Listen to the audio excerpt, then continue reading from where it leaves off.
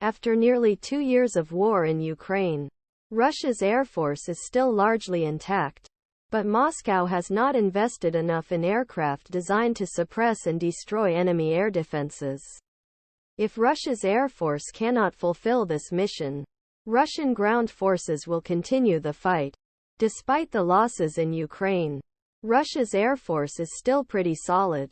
It began the war with around 900 fighters, other combat aircraft, and is estimated to have lost only around 90 jets between February 2022 September.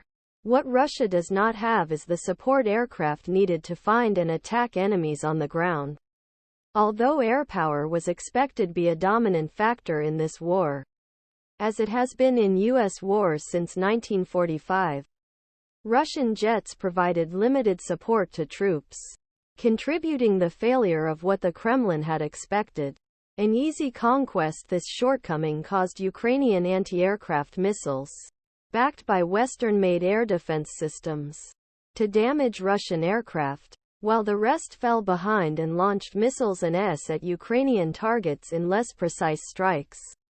In July 2022, a Russian Su-25 jet launched a rocket over Ukraine. Press service: the Ministry of Defense Russia via AP for NATO forces. The solution would be obvious: suppress enemy defenses, destroy enemy defenses, which would disrupt and destroy surface-to-air missile batteries, defense radars.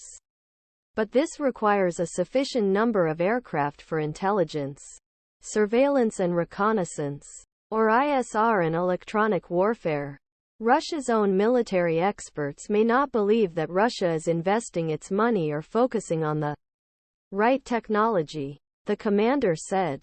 Matthew Galamison, executive officer of U.S. Navy Electronic Attack Squadron, and Michael Peterson, a professor and expert on the Russian military at U.S. Naval War College, wrote in a recently published article for the U.S. Air Force's Air and Space Operations Review. A Sukhoi Su-34 at an airport in Russia in August 2020.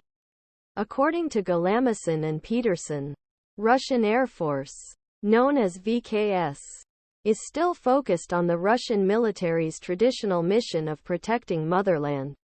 Russian military strategy has generally prioritized the defense of critical infrastructure and close air support of ground troops over power projection in defended airspace, they wrote.